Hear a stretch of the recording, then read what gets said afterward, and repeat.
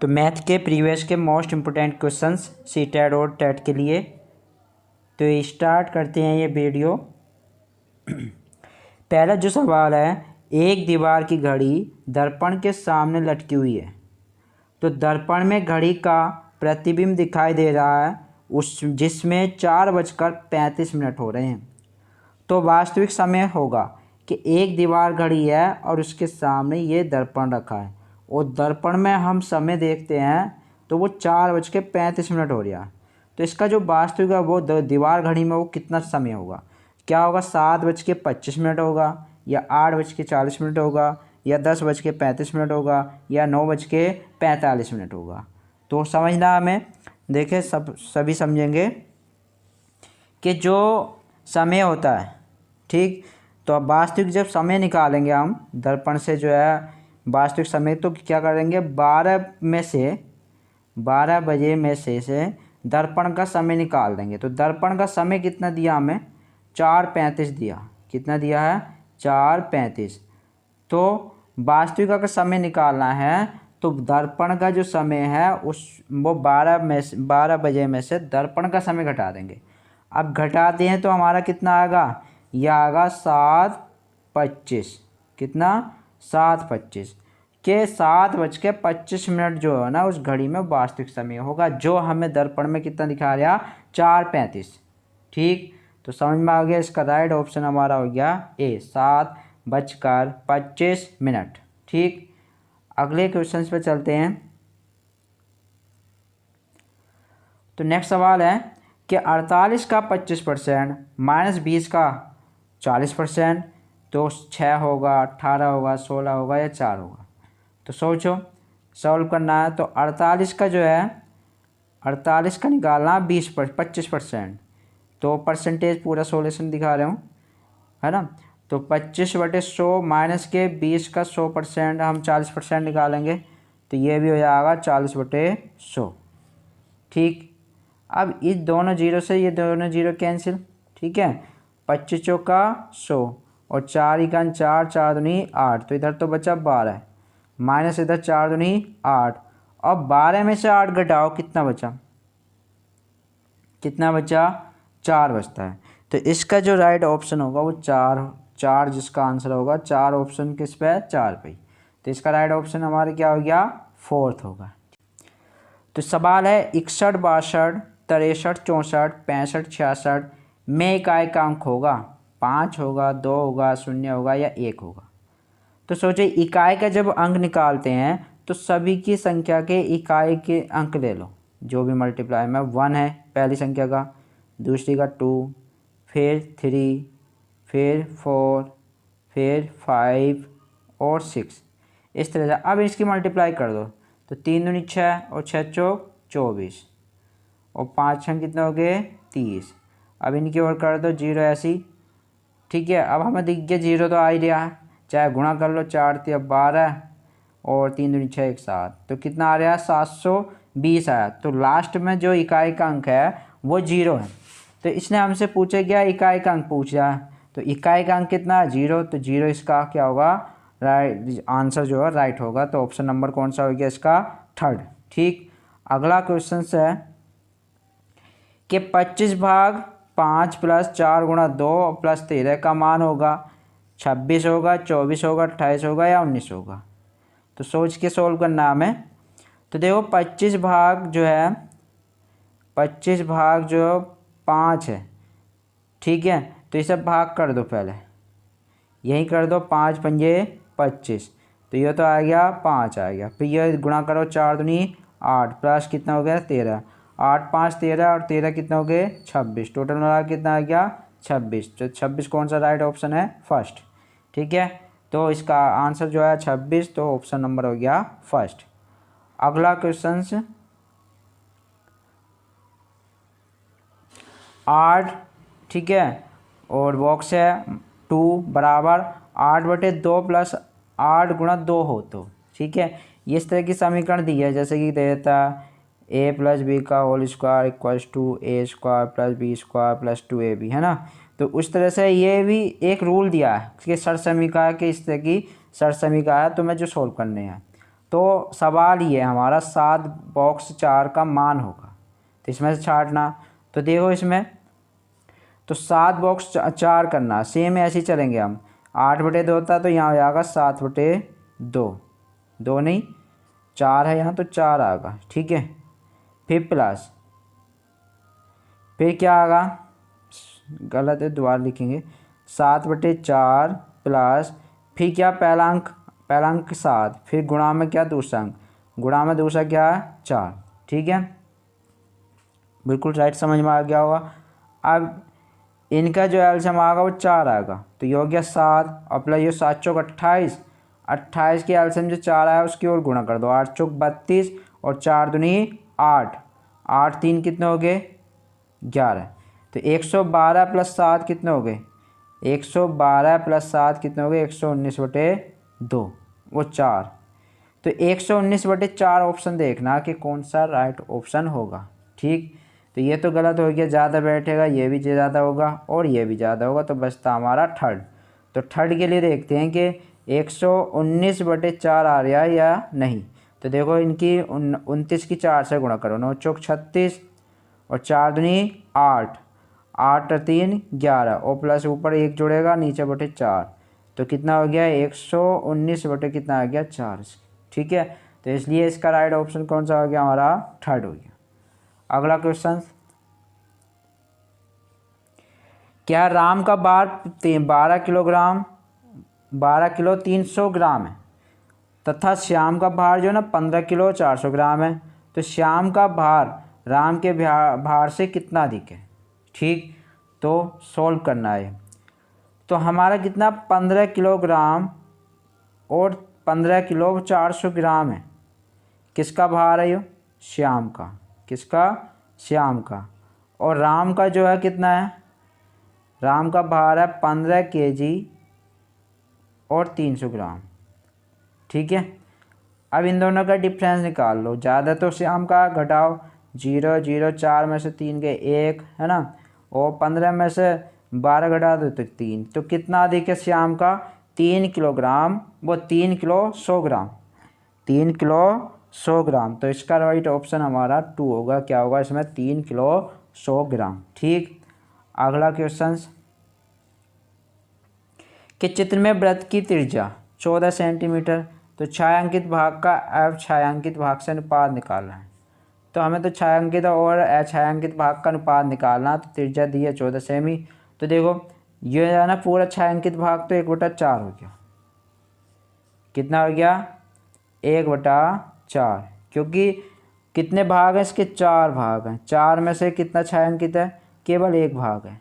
तो अछायांकित कितने भाग होंगे, यानी कि 4 में से कितने अछायांकित है, 3 है, ठीक है। अब इन दोनों का रेशो निकालो, 4 से 4 कैंसिल, तो 1 कितना आ गया 3, यानी कि 1/3 आ गया। तो कौन सा ऑप्शन होगा, ऑप्शन नंबर 2, ठीक।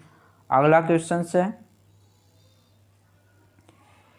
पेडागोजी से रिलेटिव है क्वेश्चन है ये, कि कक्षा सेकंड का एक विद्यार्थी 162 को 162 पढ़ता है, क्या पढ़ता है 162 पढ़ता है, किंतु 1062 लिखता है, ठीक है। 162 है, उससे पढ़ता है 162, और इसी तरह पढ़ने के अकॉर्डिंग उनने क्या लिखा है 1062 लिखता है उसे, ठीक है। तो यह शिक्षक के लिए किस ओर संकेत करता है, क्या करता है, बच्चा संख्या की अभिव्यक्ति के विस्तारित रूप और लघु रूप से भ्रमित है, या शिक्षक को चाहिए कि वह स्थानीय मान के विषयों में तभी बताए जब बच्चा संख्या को भली प्रकार लिखना सीख जाए, या थर्ड है बच्चा कक्षा में ध्यान से नहीं सुनता, या बच्चे को स्थानीय मान की समझ अच्छी तरह से नहीं है। तो देखो ये नहीं, ये तो हमारा टीचर से नहीं, हम क्या करना है कि बताना है कि यह शिक्षक के लिए किस ओर संकेत करता है, तो वो कैसे होगा, बच्चा संख्या की अभिव्यक्ति के विस्तारित रूप और लघु रूप से क्या है भ्रमित है। तो इसलिए इसका राइट ऑप्शन कौन सा होगा, फर्स्ट होगा, ठीक। अगला क्वेश्चन जो है, गणित शिक्षण के दौरान बच्चों में त्रुटियों का विश्लेषण करने हेतु शिक्षक के लिए आवश्यक है। क्या आवश्यक है? बच्चों को गणित विषय के प्रति जागरूक करना। बिल्कुल राइट, कि बच्चा जो बच्चे को क्या करेगा, शिक्षक उसे जागरूक करेगा किसके प्रति? गणित के प्रति। फिर बच्चों को गणितीय चिन्हों का सही प्रयोग करने के लिए समझाएगा। बिल्कुल सही प्रयोग के प्लस को प्लस कहेगा, भाग को भाग, इस तरह से उनका यूज करना भी क्या कहेगा, यानी कि शिक्षक उनका यूज करना भी सिखाएगा। तीसरा, बच्चों में समस्या का संश्लेषण तथा संश्लेषण करने की योग्यता का विकास करना, यानी बच्चे में समस्या सोल्व करना कि उसके लिए क्या करना, एक नई विकास पीढ़ी उत्पन्न करना। ठीक है, तो इसका मतलब ये चारों कंडीशन क्या है, गणित शिक्षण के दौरान बच्चों में त्रुटियों का विश्लेषण करने हेतु एक शिक्षण के लिए आवश्यक है। ठीक है, तो इसके लिए राइट ऑप्शन इसका 4th हो गया। अगला क्वेश्चन देखो, अच्छा सवाल है।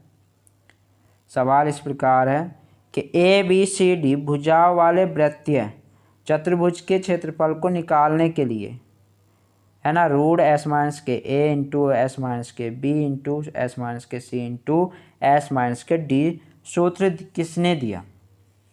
तो बस हमें कुछ नहीं चुनना, बस ये बताना कि ये सूत्र किसने दिया। तो ये जो सूत्र दिया है वो दिया है ब्रह्मगुप्त ने। ठीक है, तो ब्रह्मगुप्त ने S minus A, S minus B, S minus C और S माइनस D का और रूट का सूत्र का प्रतिपादन किया था। ठीक है, अगला क्वेश्चन है,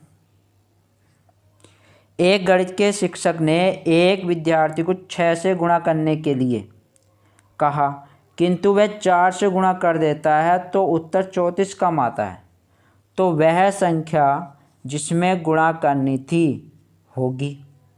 तो आप खुद सोचो, अगर वह संख्या हमारी x है तो उसका 6 गुना और न कर दी 4 से, और कम कितनी आई? 34। तो इसका मतलब 34 ये ज़्यादा है, तो इसमें से घटा दो। 6x में से 4x गए, कितने बचे? 2x बचे, बराबर कितना आ गया? 34, और 2 से 34 काटोगे, 34 का आधा 17, तो x बराबर कितना आ गया? 17। समझ में आया कि 6 से गुणा करनी थी, है ना, संख्या तो 6x हो गई और कर दी उन्होंने 4x है, तो कम कितनी आई? 34। तो 34 ज़्यादा ये वाली संख्या तो है 6x, तो 6x में 4x के घटा दिया, घटाने के बाद 17 इसका आंसर आया। 17 कौन सा? 3rd ऑप्शन पे। ठीक, अगला, गणित विषय में छात्रों की रुचि पैदा करने के लिए प्रभावी तरीका होगा क्या? कमजोर छात्र हेतु अतिरिक्त कक्षाओं की व्यवस्था करना, या समय विभाग चक्र में गणित विषय को अधिक कालांश देना, या विद्यालय में गणित की पुस्तिका खरीद कर लाना, या खेल विधि से शिक्षण करवाना। अब ये कमज़ोर छात्र के लिए या शिक्षा क्या कहती है, NCF सभी को एक समान शिक्षा देनी है, ये अलग बात कि एक क्लास में भिन्न भिन्न शिक्षण होता है ना, पर कमज़ोर छात्र अतिरिक्त कक्षाओं की व्यवस्था करना ऐसा बिल्कुल गलत है। ठीक है, अलग नहीं, कमज़ोर और अच्छे विद्यार्थी सभी को एक साथ बिठाया जाता है, पर इसने कहा क्या, इनके लिए अलग व्यवस्था की जाए। फिर सेकंड में, समय विभाग चक्र में गणित विषयों को अधिक क्लास देना चाहिए, नहीं अधिक क्लास देने से भी बच्चा बेकार होगा। फिर विद्यालय में गणित की पुस्तकें खरीद कर लाना चाहिए, ये भी कोई सेंस नहीं है। ठीक है, तो बचता हमारा क्या कि गणित को जो हम पढ़ा सकते हैं वो अच्छे से, वो खेल विधि या शिक्षण करवाने से। ठीक, नेक्स्ट क्वेश्चन, परीक्षा के दौरान एक छात्र गणित के प्रश्न पत्र में इस प्रकार लिखा हुआ पाता है कि 5,87,13,302 को सांख्यिक लिखिए। यदि आप परीक्षक के रूप में प्रयुक्त हो तो आप निम्न में से किस संख्या पर अंक देना प्रदान करेंगे? सोचो इस सवाल का आंसर। ठीक है, पहला ऑप्शन ये है, फिर सेकंड, थर्ड। तो उसने क्या कहा, यहाँ से पढ़ते 5,87,00,000, तो 5 करोड़ ये हो गया 87,00,000। ठीक है, 5,87,00,000, 13,000, तो 13,000 हो गए, 302। ठीक है, 5,87,000, 13,302, तो राइट ऑप्शन हमारा 4th इसका। ठीक है, अगला क्वेश्चन, यदि भुजा वाले 3 घनों को जोड़कर एक घन बनाया जाता है तो निम्न में से घनाभ की माप होगी। एक घन तो ये हो गया सपोज, ठीक है, थोड़ा गलत बन गया। एक घन ये हो गया, दूसरा घन ये हो गया और तीसरा ये आ गया, यानी 3 घन हैं, तीनों की भुजा ए है। अब इन्हें मिलाकर एक बड़ा घन बना लिया, घनाभ बन गया। तो हमें घनाभ की परिमाप निकालना, तो घनाभ के परिमाप निकालने के लिए तीनों घनों को एक साथ जोड़ा जा रहा।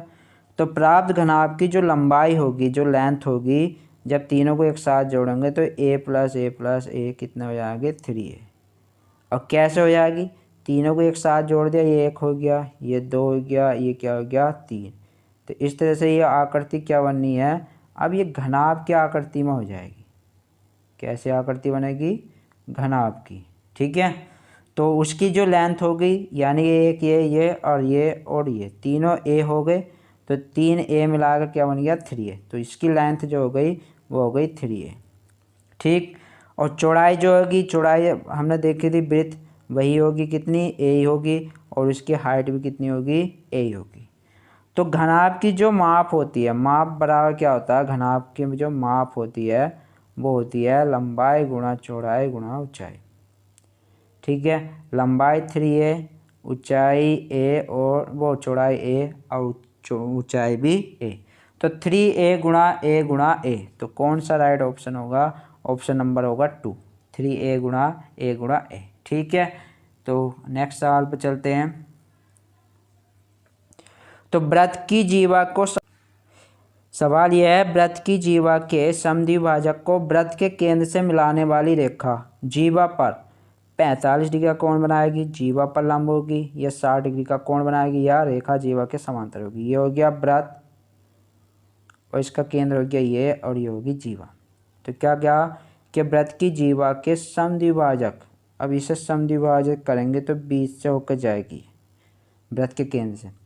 तो वृत्त के केंद्र से मिलाने वाली रेखा जीवा पर, अब ये जीवा पर जो कितने डिग्री का कोण बनाएगी, 90 डिग्री का बनाएगी। तो जब 90 डिग्री का कोण बनाएगी तो ये कहलाएगी जीवा पर लंब। तो ऑप्शन नंबर इसका राइट होगा सेकंड, क्या होगा जीवा पर लंब, ठीक।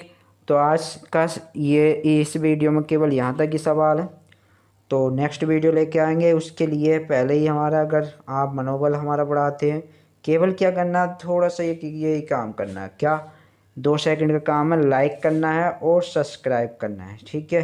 हमारे चैनल को सब्सक्राइब करें और लाइक करें और जुड़े रहें, अपनी तैयारी बनाए रखें, ठीक है। जय हिंद।